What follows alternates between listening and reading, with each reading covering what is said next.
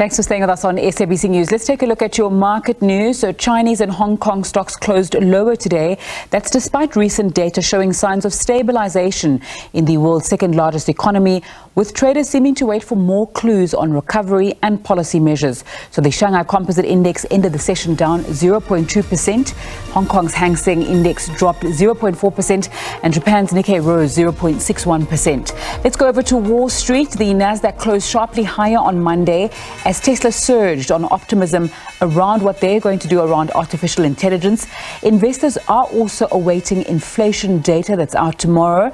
So the S&P 500 gained 0.68%. The Nasdaq Composite Index gained 1.15%, and the Dow Jones Industrial Average rose 0.26%. Now, the JSE was mainly weaker at midday. The all-share index had shed 0.3% to 73,915. The industrial 25 index is 0.3% down, and financials have weakened by 0.5%. The rand is trading at 18 rand and 87 cents to the dollar, 23 rand and 53 cents to the pound sterling, and 20 rand and 23 cents to the euro. The euro is trading at $1.07, and the dollar is at 146 yen and 77. When we go over to Europe, markets are mixed at this hour. Britain's FTSE 100 has added 0.5%. The CAC 40 in France is 0.2% down, and Germany's DAX has shed 0.5%. When we look at commodities, gold's trading at $1,918 an ounce, platinum at $895 an ounce, and a barrel of Brent crude oil at $91.34. Right, let's get some analysis. Martin Smith is the portfolio manager at Anchor Capital and he joins me now. Very good afternoon to you, Martin. Seeing quite a lot of strength in global markets. Why is that? I think if you look at the strength that's coming through, it's predominantly a function of some of the tech-based and growth-oriented stocks. You mentioned at the beginning of the show Tesla. That was quite a big driver of it, but also on thin volume. I think there's still a little bit of nervousness in the market. Again, to what you mentioned earlier, you've got that CPI number in the States coming out tomorrow, which I think will dictate quite a lot of what the Fed's going to do going forward from here. So I think the market's still a little bit cautious and, again, slightly up on a handful of stocks and a very specific niche, like I said, growth and technology. Martin, when you speak about those numbers, as you've said, quite a lot of data coming out in the US and Europe as well, both around inflation. What do you think those numbers are going to look like?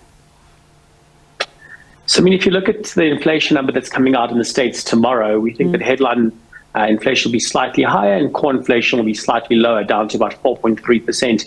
So the rhetoric of inflation kind of coming off throughout the year is still playing out, which is positive. And again, I think very important for how the market's going to go from here. That'll obviously kind of shape the Fed's call next week. We still think there's about a 50% chance of them increasing interest rates from here, about 25 basis points. So very much data dependent in the US at the moment. Martin, this seems to be an ongoing story, but there's nervousness around the recovery that's going to happen with China's economy, and obviously that affects Asia as well. What else was moving markets there?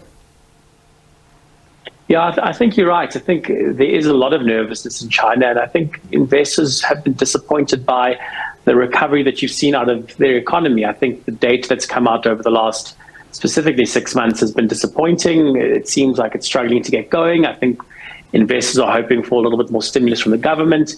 You can talk about geopolitical things also creeping in and the Chinese property market. But I think, again, it's just a general disappointment around the kind of economic activity and the stimulus that's come on. But hopefully that kind of pushes forward and you'll see the market really kick off there, which will be very good for the JSE.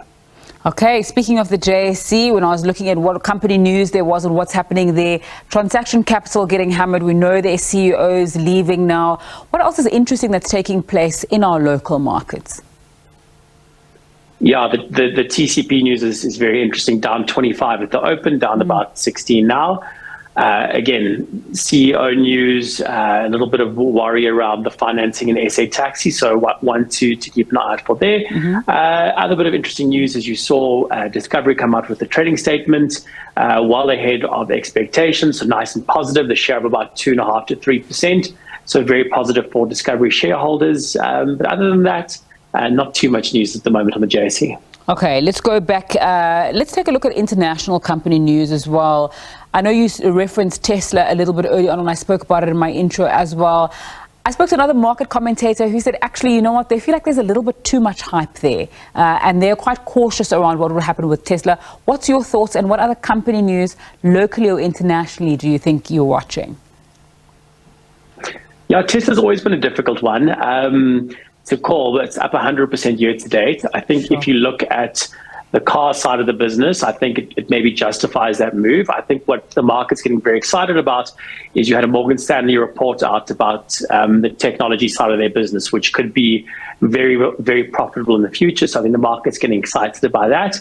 And I think largely it'll depend how that kind of plays through or kind of plays out as to what the share price does from here. So an interesting one.